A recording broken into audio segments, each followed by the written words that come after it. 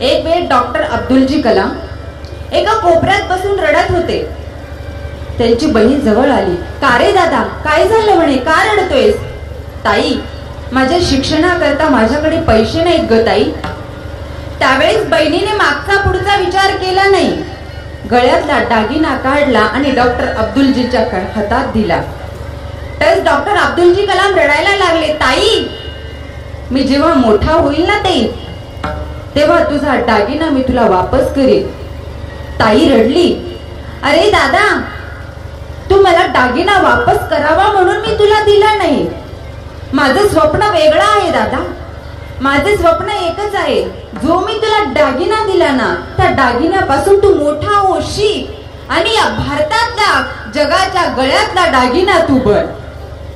काय प्रेम होतं बहीण भावाचं. भाऊ बहीण कसे असावेत, डॉक्टर APJ अब्दुल कलाम यांचे उदाहरण आपल्या कीर्तनात देणाऱ्या या आहेत युवा महिला कीर्तन सम्राज्ञी परमपूज्य तपस्वी शीतलताई भोजने. नांदेडच्या लोहा तालुक्यातील दगडसांगवी या गावात श्री दत्तात्रयांचे पुरातन मंदिर आहे आणि दत्तभक्तांच्या माध्यमातून नुकताच दत्तात्रयांच्या यात्रेनिमित्त कीर्तन सोहळा पार पडलाय. आणि या कीर्तन सोहळ्यादरम्यान बहीण भाऊ कसे असावेत याचे उदाहरण थेट डॉक्टर APJ अब्दुल कलाम यांच्या जीवनातला एक किस्सा सांगून हिंदू मुस्लिमांमध्ये एकोपा निर्माण करण्याचं काम शीतलताई भोजने यांच्या माध्यमातून होताना दिसते. हा कीर्तन सोहळा आम्ही आवाज बहुजनांचा न्यूजच्या कॅमेऱ्यात खास तुमच्यासाठी कैद केलाय. चला तर मग बघूया. नमन माझी गुरुराया महाराजा दत्तात्रया.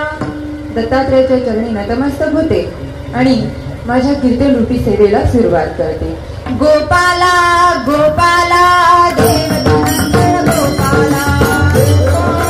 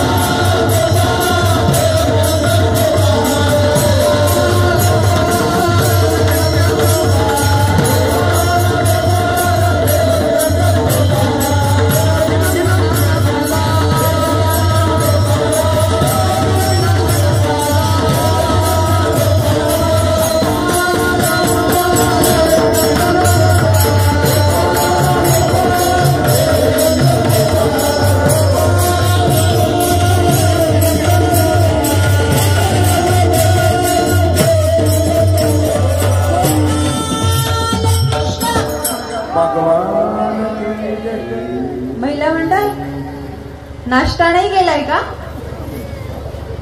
माता टाळी आणि भगवंताच्या नाम चिंतनाला काट कसर करायची नाही.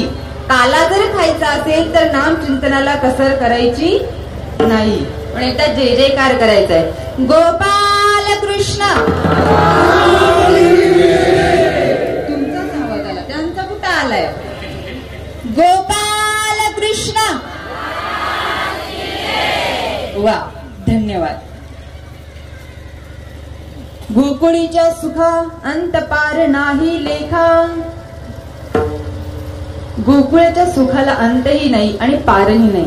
तसा आपल्याही सुखाला आज अंतही ठेवायचा नाही आणि पारही ठेवायचा नाही. कारण की चित्त देऊन घेतलेलं भगवंताचं नाम कधीच वाया जात नाही. कारण की या देहाने जे काही केलं ते आजपर्यंत कधी वायाला गेलं का हो? नाही.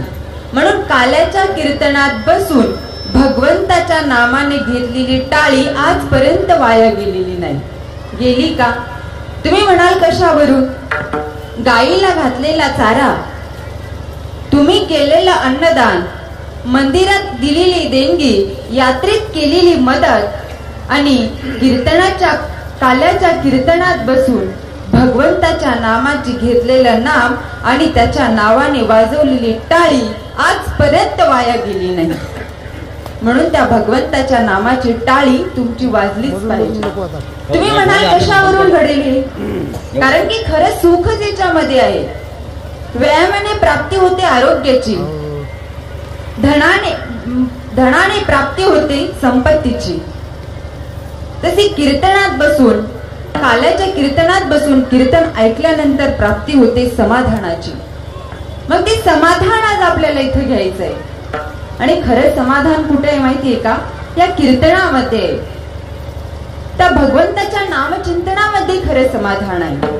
आणि ते समाधान आज इथं आपल्याला प्राप्त करायचंय. काला कशाला म्हणतात हो माहितीये का? जो पवित्र असतो त्याचं नाव काला. कारण की आज आपण बाजारात जातो, शेव घेतो, चिवडा घेतो, परंतु तो पवित्र आहे का? नाही. मात्र काला हा पवित्र आहे. आणि काला दोनच ठिकाणी भेटतो. एक संतांच्या ठिकाणी, दुसरा देवाच्या ठिकाणी. दोनच ठिकाणी काला भेटतो. आणि आज तो काला देवाच्या ठिकाणी आपल्याला घ्यायचा आहे. अहो संत उगाच कुणी कोणाला आपलं म्हणत नाही. म्हणतात का? हे माझी सगळी सोयरे. कुणाला म्हणतात? जो सखा आहे, सोयरा आहे, त्यालाच आपलं म्हणतात. उगाच कुणालाही आपलं म्हणत नाही संत. काही जण सज्जनही असतात आणि सोयरे असतात. आता सज्जन आणि हा सोयरा हा काही महाराष्ट्राला अपरिचित शब्द नाही. काही जण सज्जनही असतात आणि सोयरेही असतात. काही जण सोयरेही नसतात आणि सज्जनही नसतात. काही जण सोयरे असतात परंतु सज्जन नसतात. तुम्ही म्हणाल कसं? काही जण सज्जनही नसतात आणि सोयरेही नसतात. कशावरून? मी असंच रस्त्याने चालत होते, गाडीमध्ये होते आणि जाता जाता गाडी आमची थांबली. थांबल्याबरोबर तिथे मनुष्य पडलेला होता, परंतु दारू पिऊन पडलेला होता. आम्ही त्यांच्या जवळही गेलो नाही. का? दिसला पडलेला, परंतु जवळ गेलो नाही. का? कारण की तो सोयराही नव्हता, पिऊन पडला त्या अर्थी सज्जनही नव्हता. म्हणजे सोयराही नाही आणि सज्जनही नाही. काही जण सोयरे असतात पण सज्जन नसतात. एक जण म्हणे, पप्पू महाराज तुमचा मेवणा टपरीवर दिसलाय. मग नाही, काही नाही, पुड्या खात होता. मग काही नाही, लई शिव्या घालत होता. मग नाही, चांदा चौक्या करत होता. मग तो तुमचाच मेवणा ना? पप्पू महाराज म्हणे, तो माझा मेवणा नाही म्हणे. म्हणजे तो सज्जनही, तो सोयरा होता परंतु सज्जन नव्हता. मग तुम्ही म्हणाल या जगात सज्जन कोणीच नाही का? आहे ना. दोनच माणसं सज्जन आहेत, एक तुम्ही आणि एक आम्ही. कशावरून? कारण की सज्जन कुणाला म्हणतात? सज्जन भगवंत. जो भगवंताचं नामचिंतन करतो ना तो सज्जन आहे. मग संतांनी सज्जन कुणाला म्हटलं? मग तुम्हीही भगवंताचं नाम चिंतन करता ना, मग तुम्ही सज्जन आहात आणि आमची सोयरे देखील आहात. पण भगवंताचं नाम चिंतन करतो तो भगवंत आपला करता आला पाहिजे, त्याच्या सुखामध्ये आपल्याला नाहून जाता आलं पाहिजे. म्हणजे गोकुळीच्या सुखात अंत पार नाही लेखा. त्या गोकुळीच्या सुखाला अंतही नव्हता आणि पारही नव्हता. आजचं काल्याचं कीर्तन मी तुमच्या गावात पहिल्यांदाच आली की नाही? पहिल्यांदाच. म्हणून तुमच्या रात्रीपासून मी चेहरे पाहते, अत्यंत प्रसन्न चेहरे आहेत सर्वांचे. काही काहीचे चेहरे इतके प्रसन्न असतात ना, त्यांच्याकडे बघतच राहावं वाटतं. काही काहीचे चेहरे असे असतात असं वाटतं त्यांच्या मांडीवर जाऊन झोपावं. त्यांनाही गुड नाईट आणि आपल्यालाही गुड नाईट.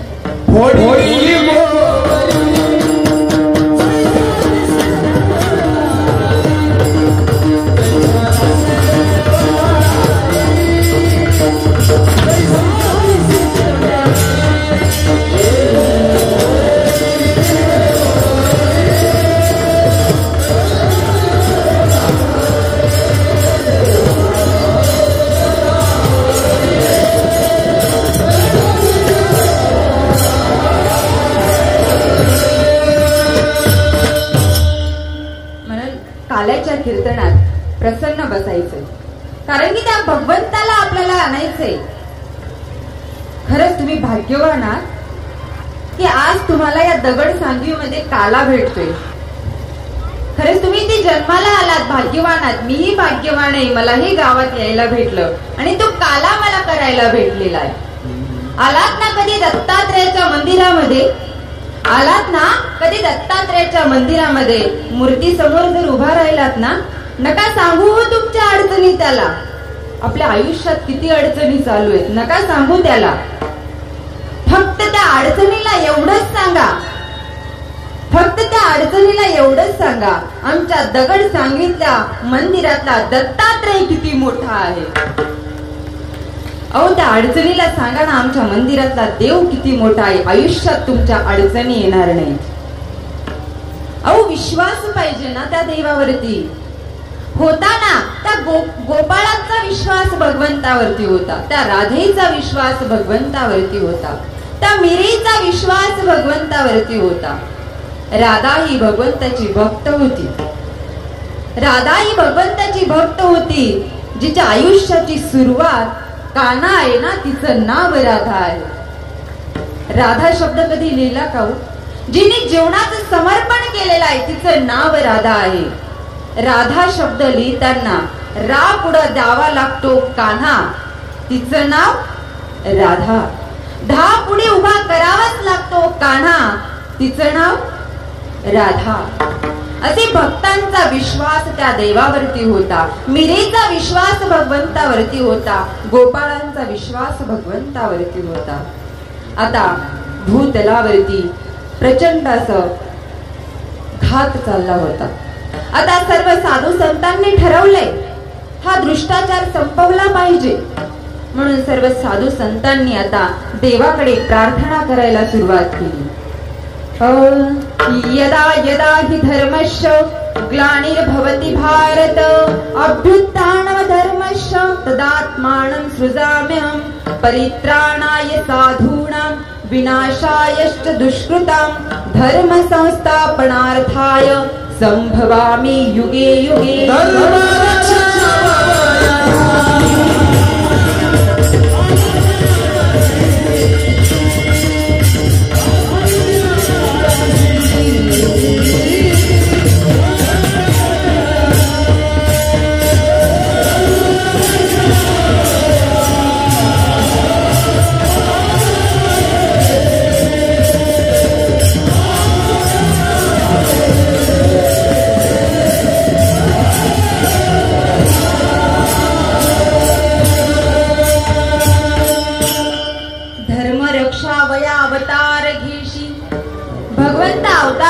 करतो. कशा करता करतो? अवतार तुम्हा धरावया कारण जड जीवा. या जड जीवाचा उद्धार करण्याकरता भगवंत अवतार धारण करत असतो. तुम्ही आम्ही जन्माला येतो, कर्म अकर्मास्तव जन्माला येतो. परंतु भगवंत अवतार धारण करतात. कसा करता? जीवाचा उद्धार करण्याकरता आणि दृष्टांचा संहार करण्याकरता भगवंत अवतार धारण करतो. आता कंसाची बहीण देवकी खूप लाडकी बहीण होती. जशी आता सध्या आहे ना तशीच लाडकी बहीण होती ती कंसाची. कंसाने ठरवलं आता आपली बहीण वयात आलेली आहे, आपल्या बहिणीचं लग्न करावं. आता वर म्हणून वसुदेव आणि देवकीचं लग्न ठरवण्यात आलं. अत्यंत थाटामाटामध्ये लग्न करण्यात आलं होतं, कारण की एकूण ती एक लाडकी बहीण होती त्यांची. आताच्या लाडक्या बहिणी राहिल्या नाही हो. पहिल्याचं प्रेम वेगळंच होतं बहीण भावाचं, आताच आहे का? पहिलेची बहीण कधी हिस्सा मागत होती का भावाला? आजची बहीण भावाला हिस्सा मागते हो. कुठं पवित्र नातं राहिले बहीण भावाचं? नाही ना. एक वेळ डॉक्टर अब्दुलजी कलाम एका कोपऱ्यात बसून रडत होते. त्यांची बहीण जवळ आली. का रे दादा, काय झालं म्हणे, का रडतोयस? ताई, माझ्या शिक्षणाकरता माझ्याकडे पैसे नाहीत ग ताई. त्यावेळेस बहिणीने मागचा पुढचा विचार केला नाही. गळ्यातला दागिना काढला आणि डॉक्टर अब्दुलजीच्या हातात दिला. तर डॉक्टर अब्दुलजी कलाम रडायला लागले. ताई, मी जेव्हा मोठा होईल ना ताई, तेव्हा तुझा दागिना मी तुला वापस करेन. ताई रडली.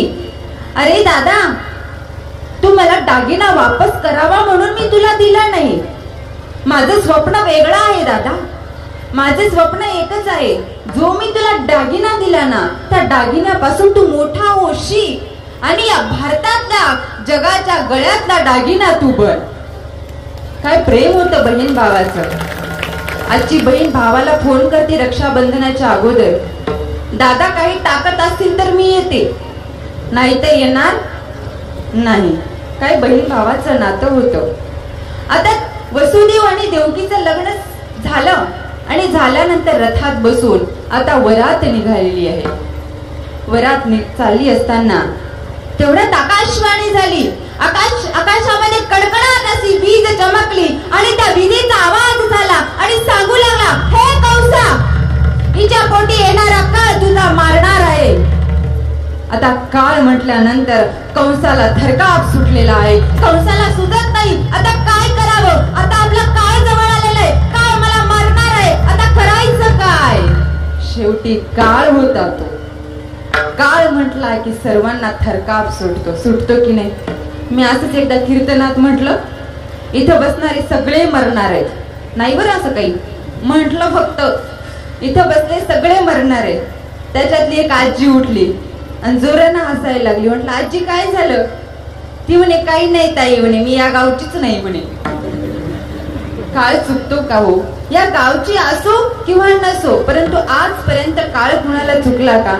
नाही चुकला. तो काळ येणार आहे आणि आपल्याला घेऊन जाणार आहे. क्षणभंगूर नाही भरवसा, वारी सावध क्षणभर सुद्धा जीवाचा भरोसा नाही हो.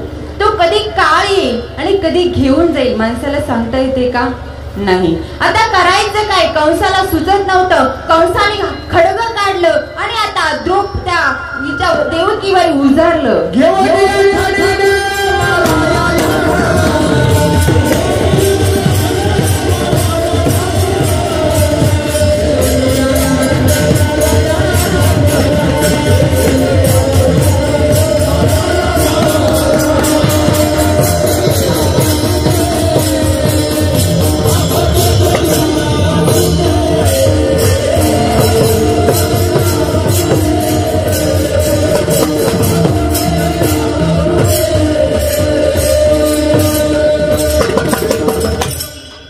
वसुदेवाने त्या कंसाचा हात धरला, कारण की वसुदेवाला आपली पत्नी आता संकटात आहे कळलं.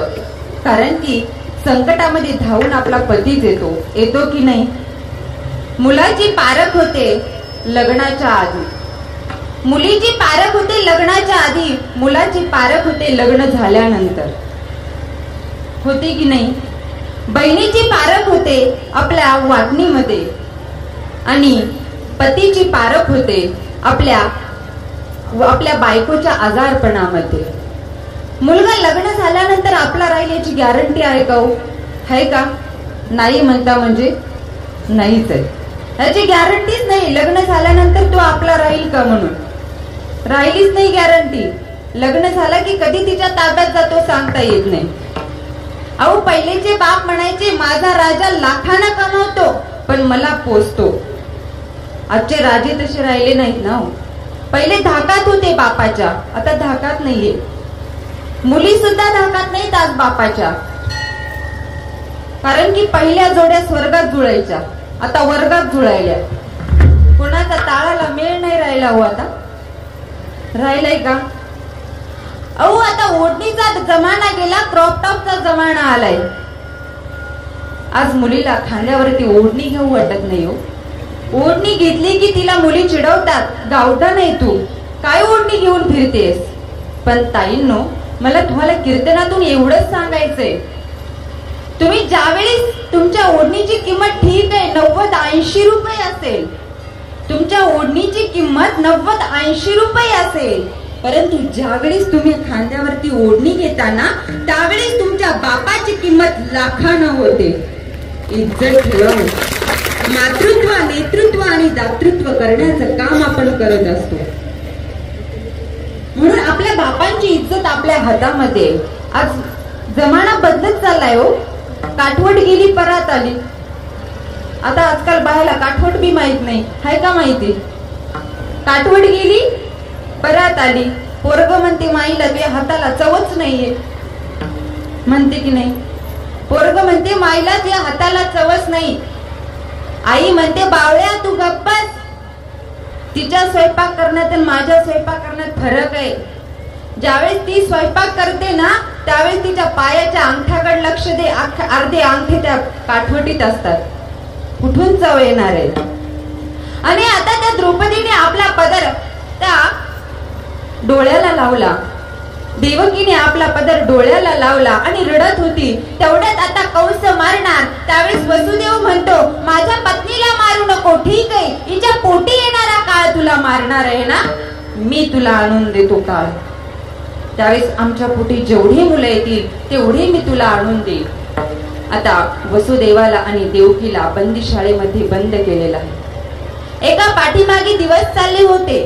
पहिला मुलगा झाला, दुसरा मुलगा झाला. नारदाने सांगितलं होतं कोणताही असो शेवटूनही पहिला येईल आणि मागूनही पहिला येईल. पहिलाही पहिला असू शकतो ते सांगता येत नाही. नारदाने सांगितलं होतं. नारद कुणाला म्हणतात माहितीये का? जिसकी कोई बात रद्द नाही होती उसे नारद कहते. असे भरपूर नारद गावात आहेत की नाही? असे भरपूर नारद आहेत गावात. पहिल्याच्या नारदात फरक आहे ना आताच्या नारदात फरक आहे. पहिलेचे नारद ज्याला भेटले ना त्याला देव भेटला. आताचे नारद ज्याला भेटले त्याने देवापासून दूर केलेला आहे. नारदाने सांगितलं कोणताही असू शकतो, पहिला असू शकतो, दुसराही असू शकतो. कंसाने सर्व घेतले, मारले, सहाही मारले. 7वा गर्भ रोहिणीच्या पोटामध्ये माया गेली आणि आता तो दिवस उजडला. आणि तो दिवस उजडला. आता देवकीचे तेज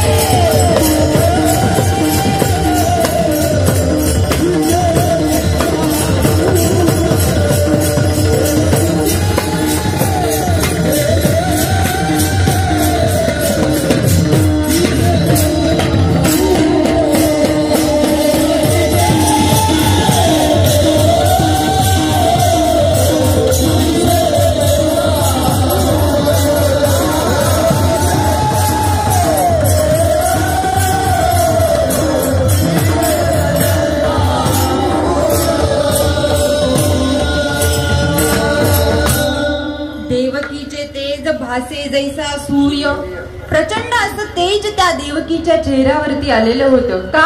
कारण की भगवंत आता तिच्या उदरामध्ये जन्म घेणार होता. भगवंत आता येणार होता. तो दिवस जवळ आला. तो काळही जवळ आलेला होता.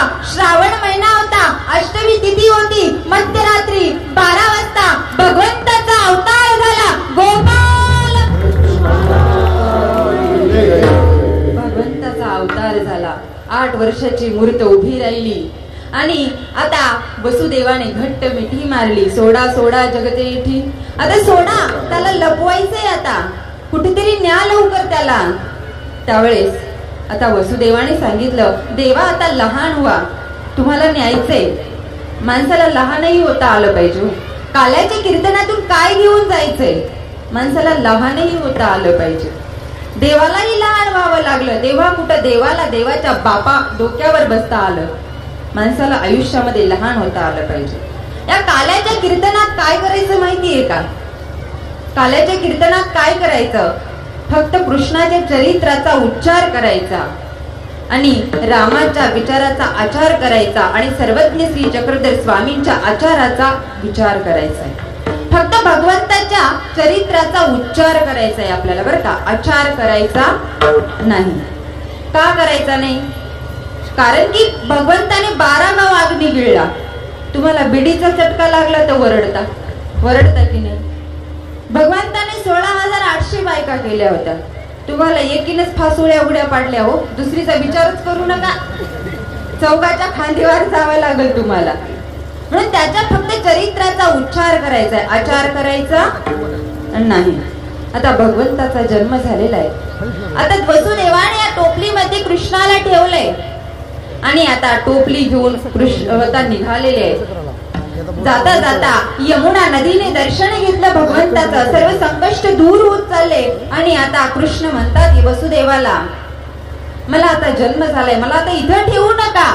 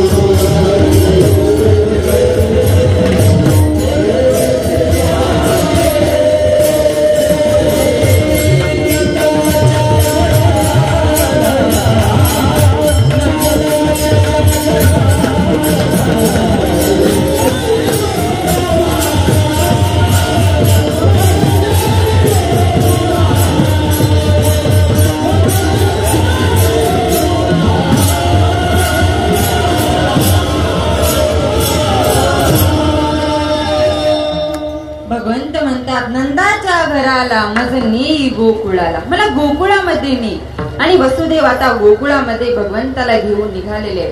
तिथे माया जन्माला आलेली होती. आता तुम्हाला माहितीच आहे पुढं काय झालेलं आहे. भगवंताला तिथं ठेवलं आणि मायेला घेऊन आता वसुदेव निघालेले आहे. माया कोण आहे माहितीये का? आयुष्यभर आपल्या माया मागेच लागलेली आहे. मोह मायेमध्ये गुरफटून बसलेली आहे ती माया. सगुण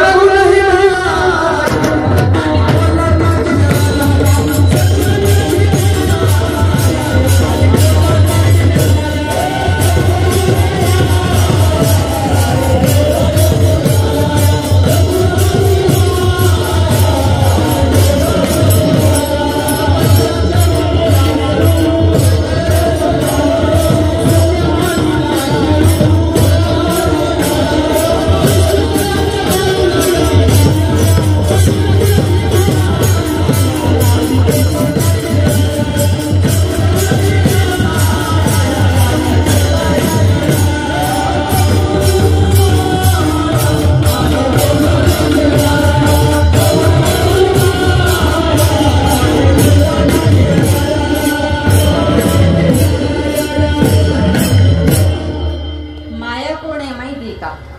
नको त्या गोष्टीचा हाव करते, तिचं नाव माया आहे. बरोबर आहे की नाही? एकदा काय झालं, एक जण नांदेडला गेला आणि आपल्या बायकोसाठी साडी आणली आणि फेकली तिच्या तोंडावर. घे म्हणे, साडी आणली तुला. ती म्हणे का हो म्हणे, किती रुपयाची आणली? ती म्हणे, तो म्हणे 5,000ची आणली. ती तरी रडायला लागली. ती म्हणे आणून आणली, सासूबाई समोरून आणली. आता एकच करा म्हणे, सासूबाईला सांगा म्हणे 300 रुपयाची आहे. तो म्हणे ठीक आहे. आणली कितीची? 5,000ची. सांगायचं ठरलं किती? 300 रुपयाची. तेवढ्यात आई साहेब आल्याच. आईचा बंद, पप्प्या काय आणलं दाखव की. आई तुझ्या गळ्याची शपथ घेऊन सांगतो, लग्न झालं ना तेव्हापासून बायकोला काहीच आणलं नाही मी, पण आज आणली तर फक्त आणून आणली तर 300 रुपयाची साडी आणली. पप्प्या, आई वरणी दाखव बरं कशी आहे. सासूबाया तुमच्या बंगल्यात रोज घडतं बरं असं. आईनं हातात घेतली, पाहिली. आई म्हणते का रे पप्प्या, खोटं बोलतोस का? नाही ग आई, 300 रुपयाची आहे. खोटं नको बोलू, बघितलं तर 7-5 हजाराची दिसते. नाही आई, 300चीच आहे. म्हातारी लय हुशार होती. म्हातारीने कमरेची पिशवी काढली आणि घे म्हणे 300 रुपये. टाकली खांद्यावर, निघाली म्हातारी. नको त्या गोष्टीच्या आहारी गेल्यानंतर असं होतं. ते माया ही तीच आहे. पण मायेच्या नादी न लागता आता गोकुळामध्ये कृष्ण आलेला आहे आणि गोकुळात आता कृष्ण आल्यानंतर त्या जन्माला आला. सर्वांना कळालं कृष्ण जन्माला. एक मागे एकी मागे एक धावतायत, पळतायत.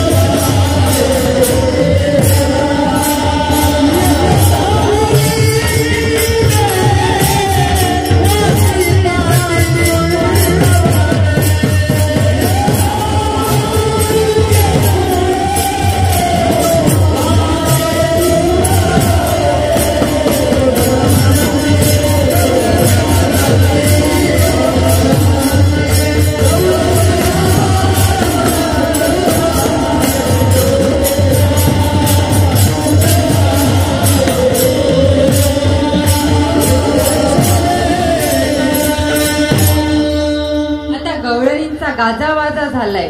सर्वीकडे प्रचार झाला, भगवंत जन्माला आलेले आहेत.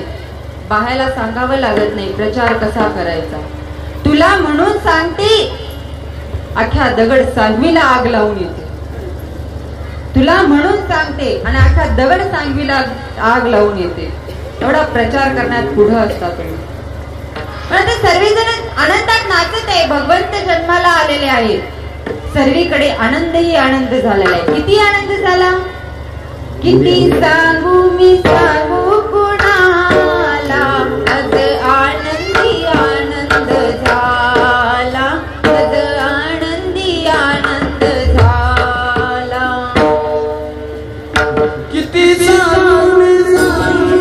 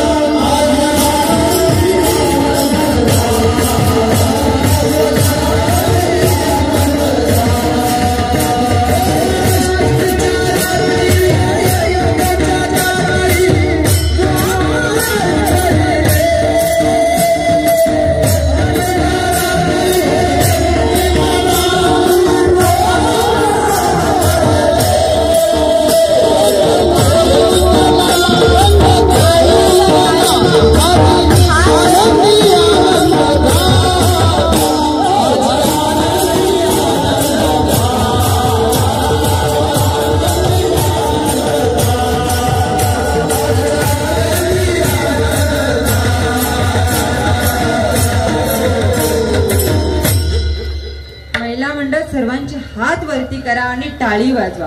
अहो गोकुळ आणा नाही ते घ्याना आनंद. अहो डीजे पुढे नाचण्यापेक्षा परमार्थात नाचा ना. घ्याना भगवंताचं नाव. तुमच्या हातच वरती जात नाही तो. आता ज्यावेळेस भजन चालू राहील त्यावेळेस सर्वांच्या हात वरती राहतील बर का. आनंद आजच घ्यायचा असतो.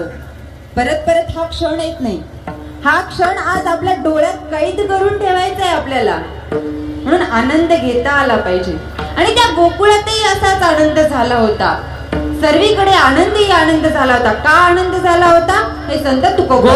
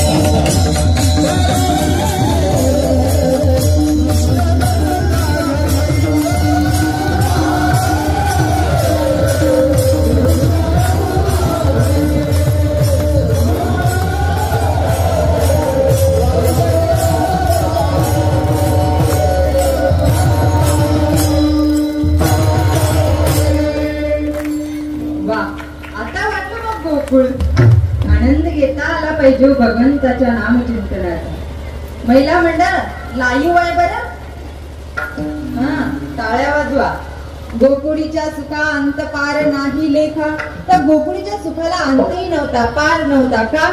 भगवंताने अवतार तिथे धारण केला होता. आता सर्वीकडे आनंद झालेला आहे. एकमेकांच्या अंगावरती गुलाल उधळत आहेत. गुडिया तोरणे सर्वांनी बांधलेली आहे. भगवंताचा अवतार तिथे झाला होता. आता भगवंत अवतारले. गावामध्ये एखादा मुलगा नवीन जन्माला आल्यानंतर आपल्या इकडे प्रथा आहे बघा. तुमच्या इकडे आहे ना?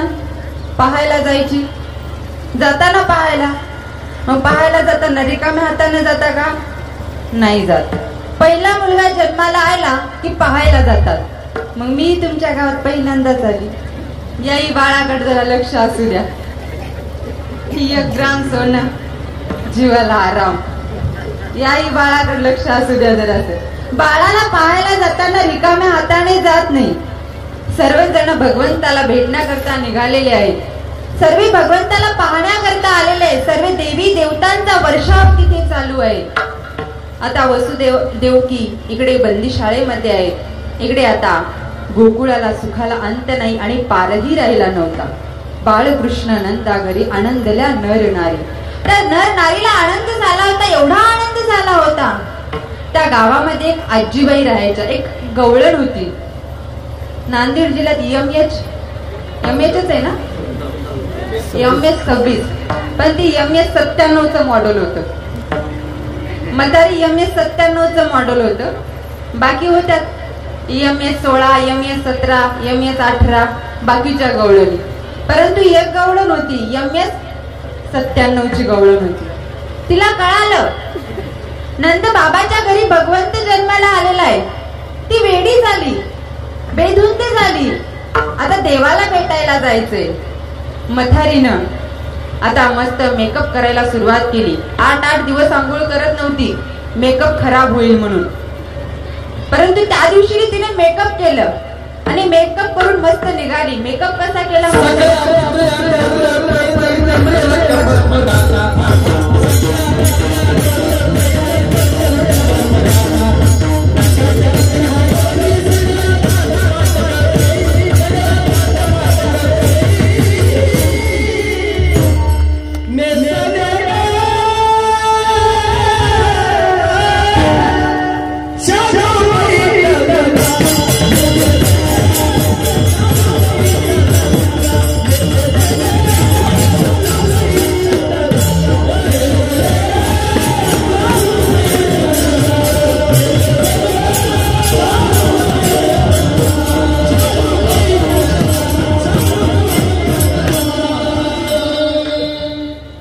आजीबाई गवळण निघालेली आहे.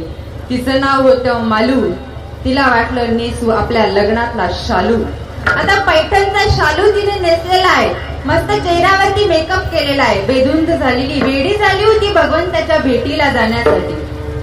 डोळ्याचं काजळ ओठाला लावलं, ओठाची लाली डोळ्याला लावली. काय सुंदर दिसत असेल हो माझी आजीबाई. म्हाताऱ्यानं आवाज दिला, ए म्हातारे कुठं निघालीस ग? आलाच का आडवा? आडवा आडवा आडवा आडवा आडवा व्हायची वेळ आली तरी आडवा यायचं काही संपत नाही. त्यावेळेस ती म्हणते, अगं तू कशी दिसतेस बघ आधी, मग भेटायला जा. काय सांगू, त्या कृष्णाने एवढं बेधलंय ना मला, चित्तच लागत नाही कुठं.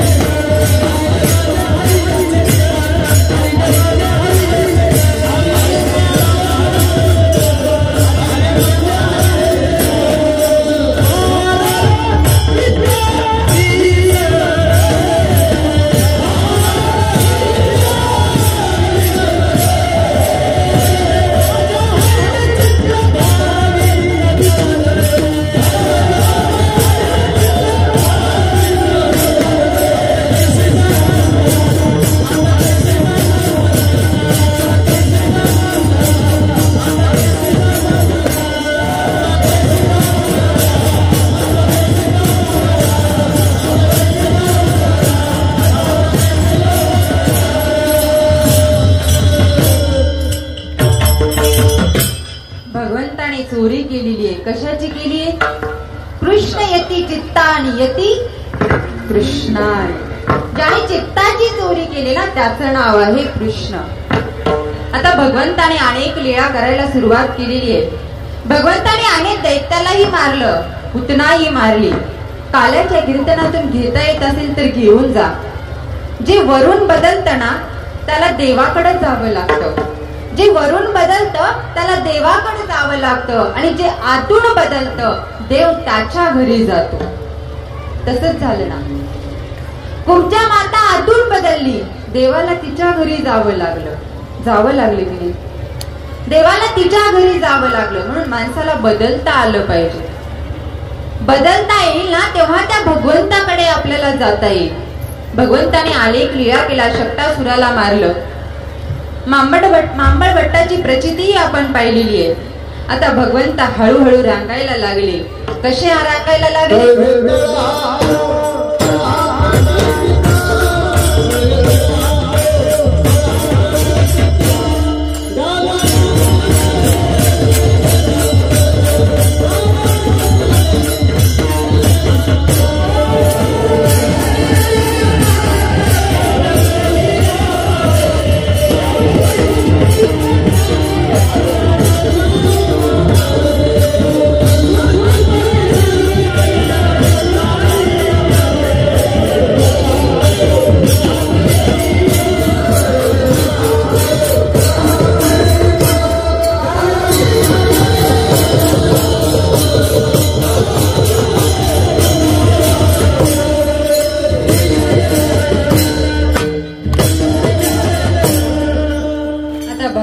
हळूहळू मोठी व्हायला लागले, रांगायला लागले.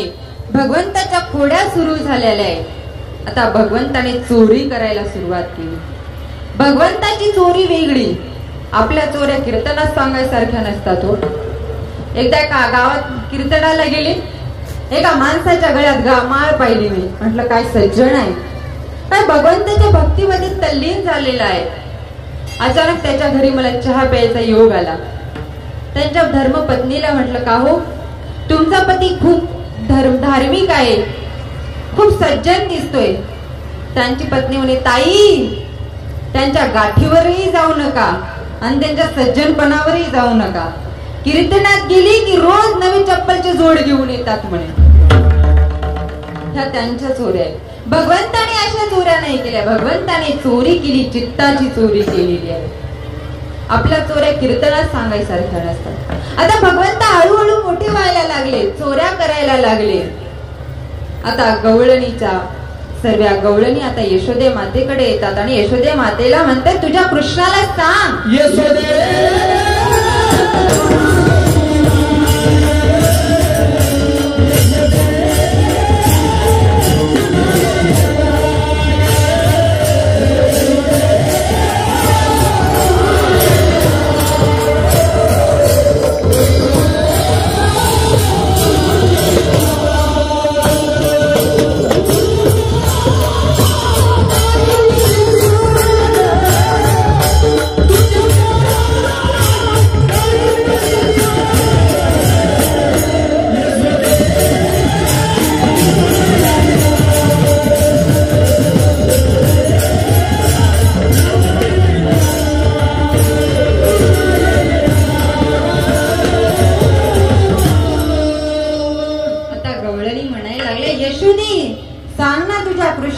चोऱ्या करतोय. आता भगवंत मोठे व्हायला लागले. भगवंताने संघटना निर्माण केली.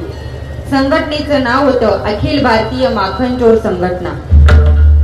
सर्व गोपाळ जमा केले आणि दहीहंडीचा कार्यक्रम सुरू केला.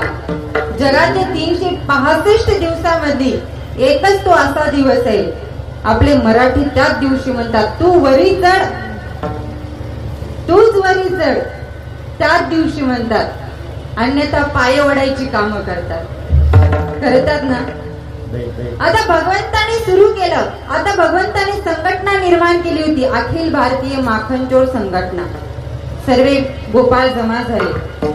आता सर्वांना बोलवलं गोपाळांना. का रे, कुठले तुम्ही? ते म्हणे आम्ही दगड सांगितले.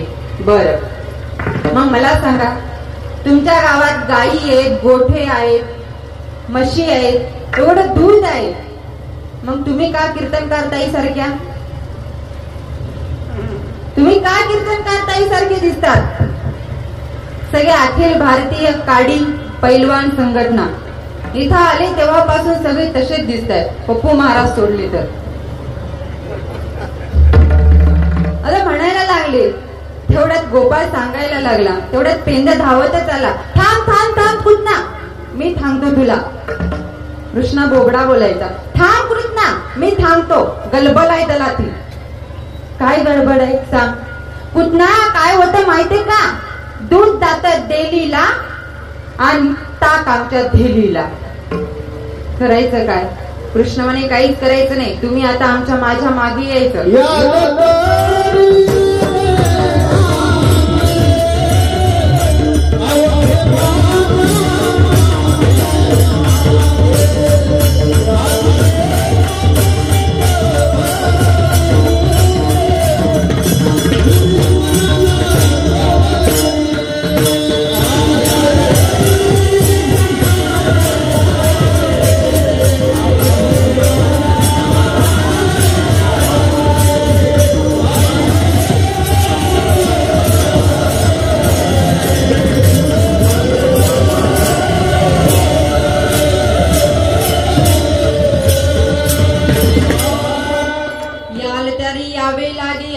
माझ्या मागे मागे चला, सर्वांनी माझ्या मागे या. आता काय करायचं, पुढच्या घरी चोरी करायची ठरलं. सगळे गोपाळ आले. भगवंतानी सांगितलं डोळे लावा. गोपाळ ऐकतच नव्हते ना. भगवंत म्हणे डोळे लावा रे. विश्वास नाही, ऐकत नव्हते. अरे लावा डोळे, डोळे लावा. तुम्हाला सांगते मी, डोळे लावा, लावा डोळे आणि घ्या भगवंताचं नाव. लॉली डोळी गोपाल कृष्ण उघडा डोळे बघा माझा बहुजन आवाज न्यूज चॅनल। आता ज्यांनी डोळे लावले ते आत उतरले आणि ज्यांनी डोळे नाही लावले ते मधीच अडकले। गवळणीनं असं ठोकलं ना त्याला। म्हणून असंच होतं आपल्या आयुष्यात, आपणही संकटात असेच अडकतो, पण त्याच्यावरती विश्वास असला ना आपण अडकत नाही। त्याने सांगितलं तसं वागलं की आपण या संकटाच्या बाहेर जातो। हे काल्यातून घेता आलं पाहिजे आपल्याला। हे काल्याचे कीर्तन आपल्याला शिकवतं, त्याच्यावरती विश्वास ठेवायचा। आता भगवंताने सांगितलंय आपल्याला चोरी करायची, पेंद्यावणे काय काय साहित्य घ्यायचं, भगवंतावणे काही नाही, एक काठी घ्यायची। पेंद्यावणे काठी कशाला, तेवढे काही नाही, तेवढं मडक आहे ना तेवढं फोडायला, तेवढे ठीक आहे। आता अजून काय घ्यायचं, तेवढे सराट्याची काटे, ते कशाला, तेवढे गवळ्याने पुढे आले की समोर फेकायला। आता पेंद्या जरा शंका खुरच होता, पेंद्या म्हणतो थमडा थमडा, ती तर थायदल घालून आली तर मग काय करायचं, तर असणारे लई लावतात। बरं एखाद्याला म्हणलं शेजारच्या घरी साखर काकू घरी नसली तर, काका घरी असले तर, साखरच दिली नाही तर, त्यांची साखरच संपली तर, त्यांच्या घरी कुत्र असलं तर, मला चावलं तर, मग तू इथंच मार।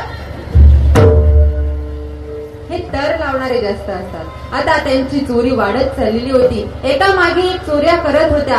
आता ही गोष्ट यशोदेपर्यंत गवळणीने पोहोचवली। तुझा कृष्ण आता खूप खोड्या करायला लागला ग।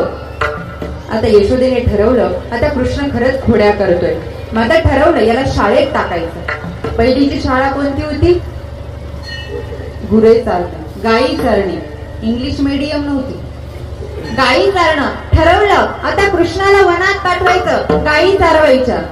आता कृष्णाने आपले सवंगडी जमा केले आणि आता वनामध्ये गाई चारायला गेले।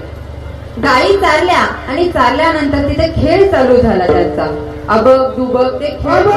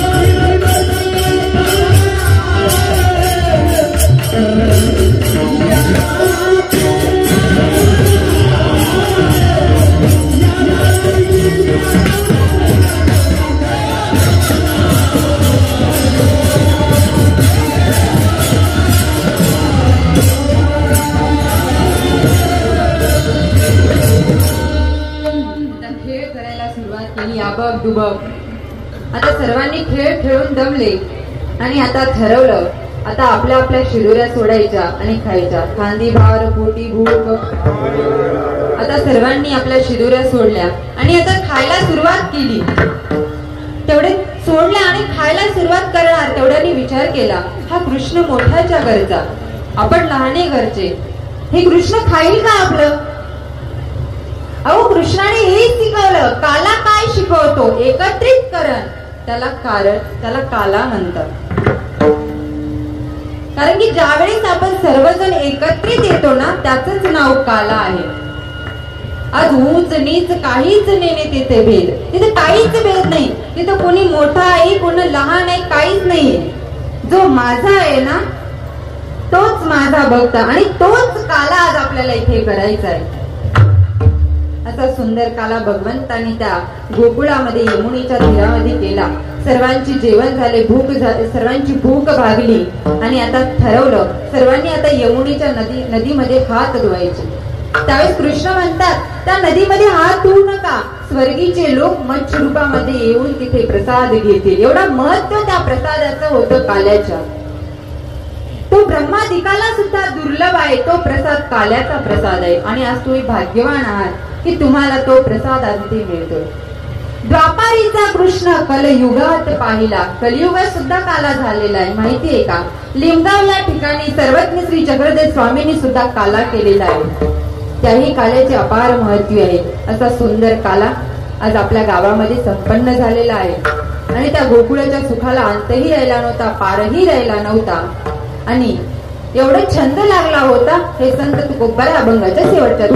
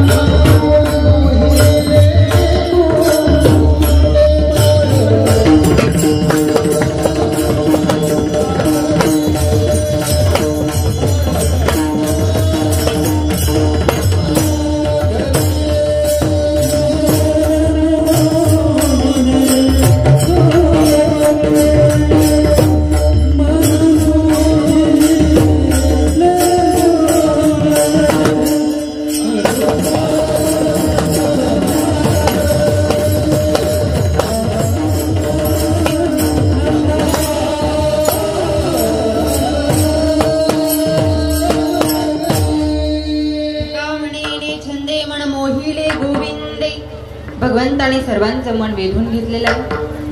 आपल्या दगड सांगवीकरांना माझा दंडवत प्रणाम. सुंदर असा चालत असलेला कालपासून कार्यक्रम.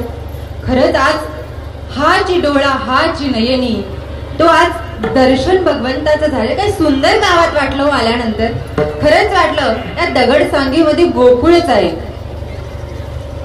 खरंच या दगड सांगवीमध्ये म्हणजे गोकुळच आहे. सकाळी भव्य दिव्य अशी त्या भगवंताची पालखी मिरवणूक आपल्या गावामधून निघाली. सर्व गावामध्ये दीप प्रज्वलन करण्यात आलं आणि सुंदर आता काल्याचे कीर्तनही झालेलं आहे.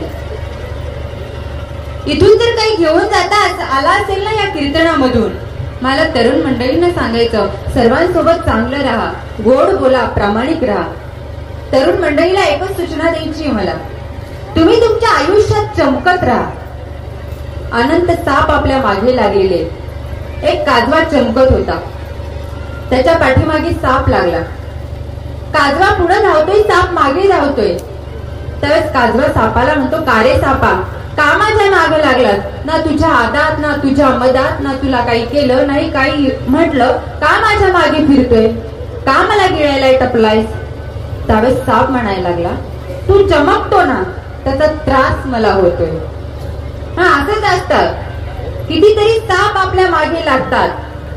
काजवा छोटा आहे, साप मोठा आहे, म्हणून आपण छोटे झाले म्हणून चमकायचं सोडायचं नाही. आपल्या मागे कितीही गावातले साप लागले तरी तरुण मंडळी आपण चमकायचं सोडू नका. आपल्या मस्तीत आणि आपल्या शिस्तीत चमका. भगवंताचं नाव पुढे न्या, आपलं धर्म कार्य करा, समाज कार्य करा. कुछ पाने के लिए कुछ खोना पड़ता है, कुछ पाने के लिए कुछ खोना पड़ता है. लेकिन भगवान को पाने के लिए कुछ खोना नहीं पड़ता, बस उसका होना पड़ता है. म्हणून त्या भगवंताचं आपण झालं पाहिजे. सर्वांनी एकदा हात वरती करा. सर्वांची पुरुषांची. किती वेळ झालं तुम्ही करतच नव्हती. मला असं वाटलं मी त्यांनाच बोलायले, म्हणजे तुम्हाला बोलत नव्हते असं नाही बरं. सर्वांचे हात वरती.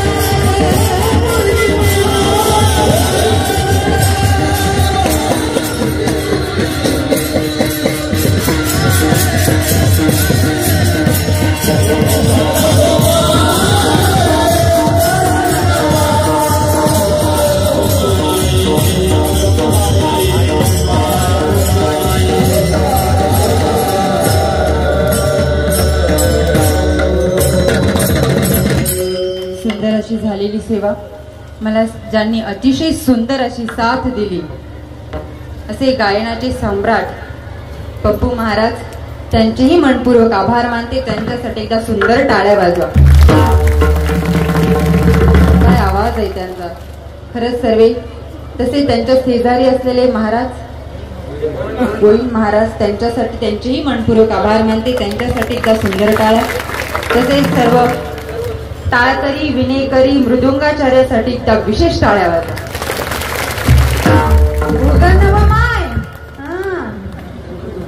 बोट फोडावं लागतात तेव्हा कुठं बोल निघतो. शुद्ध बीजापोटी फळ रसाळ गोमटी, तेव्हा कुठं असा बीज निर्माण होतं. धन्य माता पिता तुमचे. खूप सुंदर वाजवलं तुम्ही.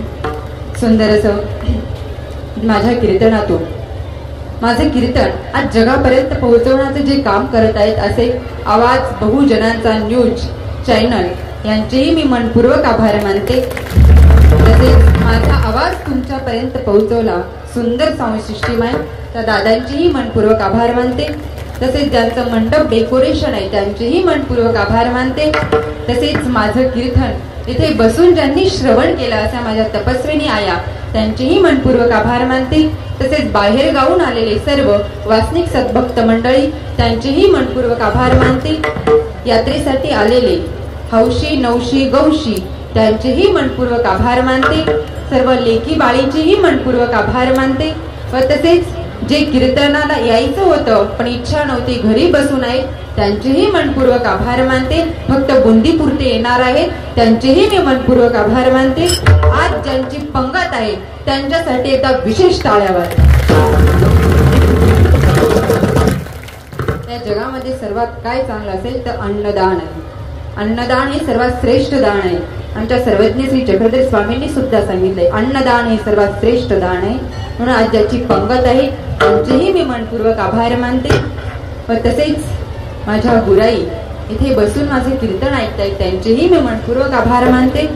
व तसेच माझ्या कीर्तनातून जे काही चांगलं वाटलं ते घेऊन जा, नाही वाटलं इथे सोडून जा. मी रात्री सांगितलं तुम्हाला, पण जे नव्हते त्यांना सांगते. मी कीर्तनात असंच म्हटलं, ज्याला जे काही चांगलं वाटलं ते घेऊन जा. एक जण मी चप्पल घेऊन गेला.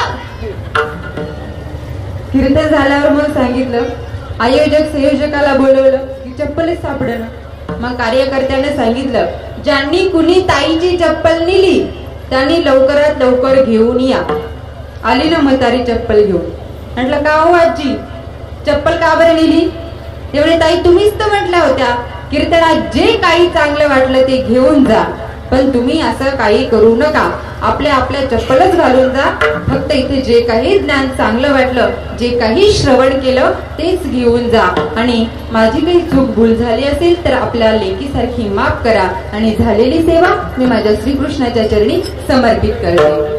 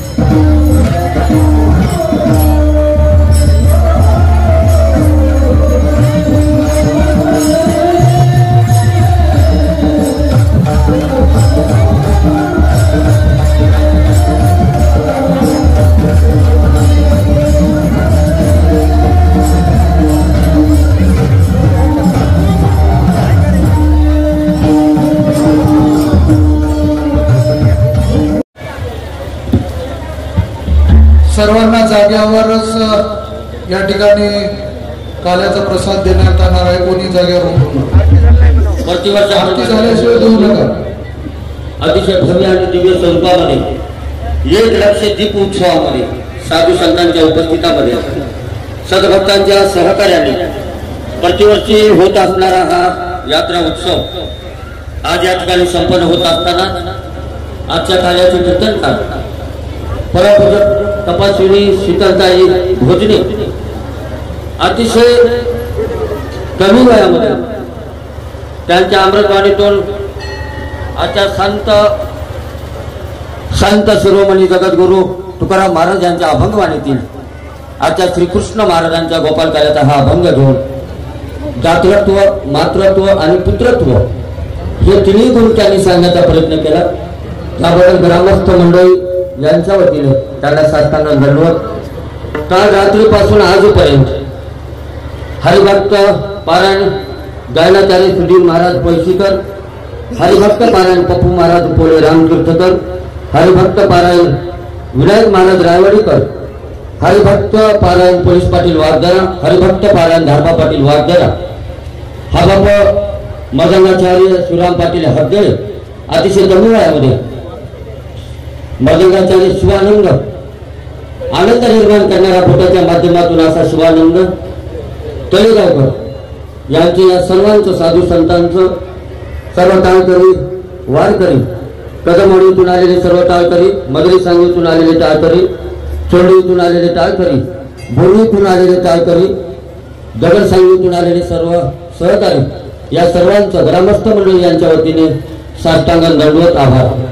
या महाप्रसादाची पंगत ज्या सदाभक्तांचे 2 वर्षापासून त्यांचा मानस होता असे दगडसांगवी निवासी हळमुकाम लातूर श्रीमान संतराम धोंडीबा गोरे, संतराम धोंडीबा गोरे यांचा हा महाप्रसादाचा या ठिकाणी अन्नदान या निमित्ताने ग्रामस्थ मंडळी यांच्या वतीने त्यांचा या ठिकाणी सत्कार करण्याचं आयोजन केलेलं आहे।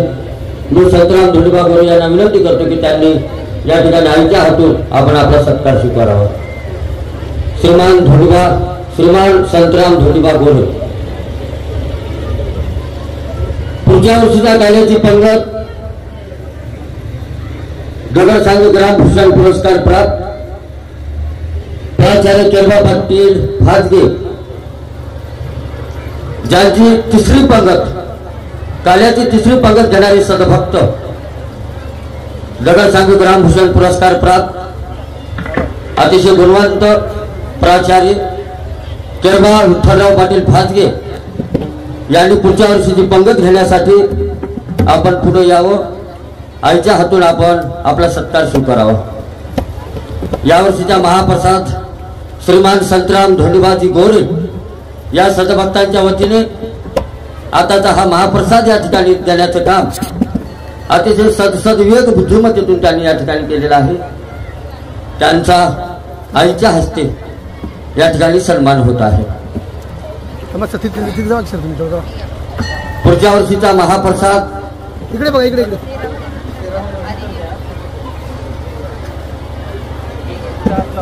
पुढच्या वर्षीचा महाप्रसाद प्राचार्य केरबा विठ्ठलराव पाटील भाजगे यांचा मानस आहे। प्राचार्य भाजगे सर पुढच्या वर्षीचा नारळ प्राचार्य भाजगे सरांना या ठिकाणी आईच्या पवित्र हस्ते देण्यात येत आहे। 3 पंगत काल्याची करणारे प्राचार्य श्रीमान भाजगे पाटील यांचा या ठिकाणी सन्मान होत आहे। आवाज आपला दुनियामध्ये आवाज आपला पाहिजे। आवाज बहुजनांचा, आवाज बहुजनांचा, बहुजन हिताय बहुजन सुखाय, आवाज बहुजनांचा। या चॅनलचे मालक श्रीमान शिवाजीराव गायकवाड साहेब आपण या ठिकाणी स्वयंस्फूर्तीने ही यात्रा अखंड विश्वामध्ये जाण्यासाठी आपण सहकार्य केलेलं आहे। याबद्दल ग्रामस्थ मंडळी यांच्या वतीने आईच्या पवित्र हस्ते आपल्याला सन्मान स्वीकारायचा आहे। श्रीमान शिवाजीराव गायकवाड साहेब आवाज बहुजनांचा यांना विनंती आहे आपण या ठिकाणी सन्मान स्वीकारावा। ज्यांनी ही सावली तयार केलेली आहे, हा आवाज माझा तुमच्यापर्यंत येत आहे। ही सर्व सिस्टीम ज्यांच्या सहकार्यातून त्याचा भाव न करता, त्याची किंमत न करता जेवढे देतील तेवढे पैसे घेऊन आनंदाने हा टेंट मालक जाणारा 1-2 वर्ष नाही 11 वर्षापासून सेवा, 11 वर्षापासूनची सेवा जाधव पाटलांची। आणि म्हणून या ठिकाणी ग्रामस्थ मंडळी यांच्या वतीने आपला सन्मान करण्यात येत आहे। मी जाधव पाटील टेंटचे मालक यांना विनंती करतो आपण या ठिकाणी आईच्या पवित्र हस्ते आपला सन्मान स्वीकारावा। गावामध्ये कोणाचं लग्न असेल, यात्रा असेल, कुठलाही आध्यात्मिक कार्यक्रम असेल की वैयक्तिक असेल, त्या ठिकाणी जीव तोडून आज्ञेमध्ये प्रत्यक्ष हात घालून दगडसांगीचे सर्व आचार्य यामध्ये श्रीमान भानदास पाटील भाजगे यांना विनंती आहे आपण आपला सन्मान स्वीकारण्यासाठी आपल्याला माईककडे यायचं आहे। श्रीमान भानदास पाटील भाजगे आपणास विनंती आहे, चला बामणवार कोणी असतील तर चला। अतिशय जीव तोडून अखी रात्र या ठिकाणी स्वयंपाकामध्ये व्यस्त आपली टीम 16 ते 17 माणसांची टीम घेऊन या ठिकाणी अतिशय भोजन तयार करण्याचं काम बामणवार, कल्लाळे, बेराडे, भाजगे या सर्व यांना विनंती आहे की आपला सन्मान घेण्यासाठी आपल्याला पुढे यायचं आहे। सर्व सदभक्तांनी यावेळेस अतिशय शांततेत या अमृतवाणीचा लाभ घेतला याबद्दल ग्रामस्थ मंडळी यांच्या वतीने आपले मनोमन दंडवत करण्यात येत आहे। सर्व बायलेखी आल्या, लांबून लांबून मुंबई, संभाजीनगर, पुणे, नागपूर चारही कोपऱ्यामधून जे सदभक्त आले त्यांचे ग्रामस्थ मंडळी यांच्या वतीने या ठिकाणी सन्मान करण्यात येत आहे। 24 तास जनतेच्या सेवेत तळागाळामध्ये जाऊन जनसामान्यांच्या समस्या रोखोक चॅनलच्या माध्यमातून प्रशासनासमोर मांडून समस्या सोडवणारे मीच नाव लातूर जिल्ह्यातच नाही तर महाराष्ट्रामध्ये सगळीकडे आपल्या नावाची प्रसिद्धी घेणारे, नावाने असणारे शिवाजी आणि छत्रपती शिवाजी महाराज सारखं काम करणारे, बहुजन हिताय बहुजन सुखाय असे शिवाजीराव पाटील यांचा या ठिकाणी सन्मान झालेला आहे। यानंतर राजरत्न गायकवाड आपला या ठिकाणी सन्मान ग्रामस्थ मंडळी यांच्या वतीने करण्यात येत आहे। शैक्षणिक विभाग असेल, धार्मिक विभाग असेल, सामाजिक क्षेत्रामध्ये तळागाळामध्ये रोखठोक भूमिका निर्भीडपणे व्यक्तिमत्व अनेक बातम्यातून लोकांना न्याय देण्याचं काम राजरत्न, माणसाच्या विचारावर राज्य करावं ना असा रत्न व्हावा, काना कोपऱ्यात बातमी जावे, अन्याच्या विरोधात वाचा फोडावी असे राजरत्न यांचा या ठिकाणी सन्मान होत आहे।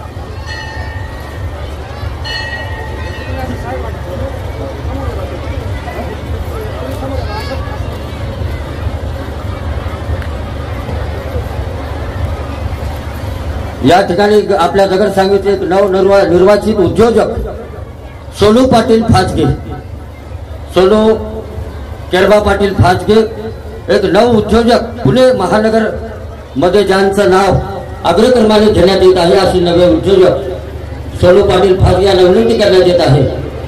आपण उद्योजक क्षेत्रामध्ये आपली उंच बनावली जात आहे आणि म्हणून ग्रामस्थ मंडळी यांच्या वतीने आईच्या पवित्र हस्ते या ठिकाणी सन्मान करण्यात येणार आहे। सोनू पाटील फाजगे, चला अतिशय तरुण वयामध्ये एक आदर्शवाद निर्माण करणारे तरुणापुढे कोणाकडे नोकरी किंवा चाकरी न करता आपल्या शिक्षणाच्या बळावर, आपल्या बुद्धिमत्तेच्या बळावर आणि ज्या ठिकाणी आशिया खंडामध्ये पुणे या ठिकाणची औद्योगिक वसाहत द्रुत गतीने वाढत असतानाच आपला दगड सांगलीचा एक नवीन उद्योजक ज्यांचं नाव सोन्यासारखं काम करणारा हा तरुण दगड सांगली या मातीतला यांचा या ठिकाणी सन्मान आईच्या पवित्र हस्ते होत आहे। आरती म्हणण्यासाठी सद्भक्तांना विनंती आहे, आपण म्हणाले।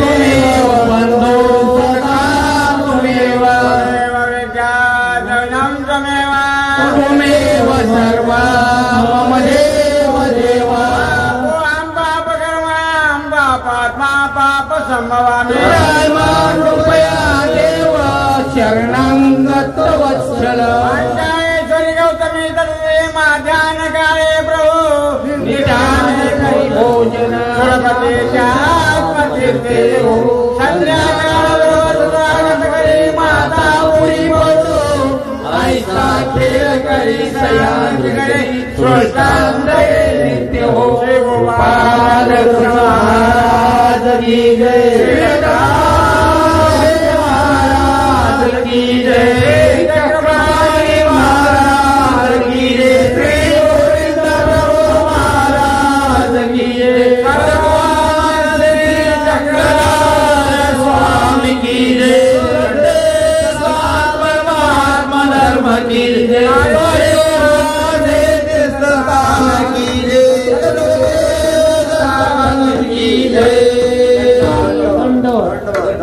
दंडवत दंडवत दंडवत दंडवत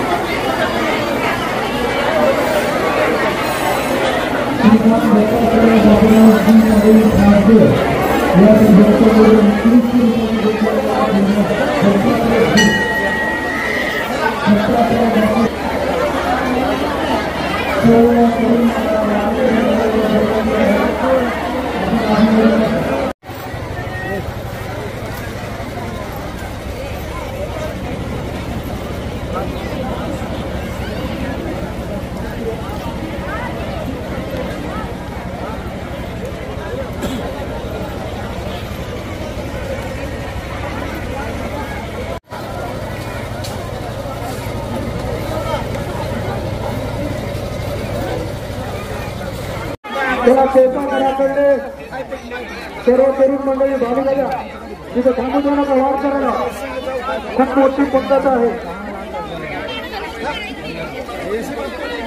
खूप वाढकरी या ठिकाणी वाढ करताना दिसत आहेत नागोराव तोरणे उत्कृष्ट वाढ करत आहेत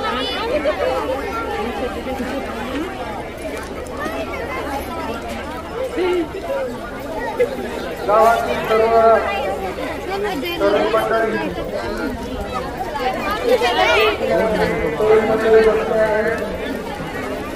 त्याची विनंती आहे भोजन केल्यानंतर घरला जाऊया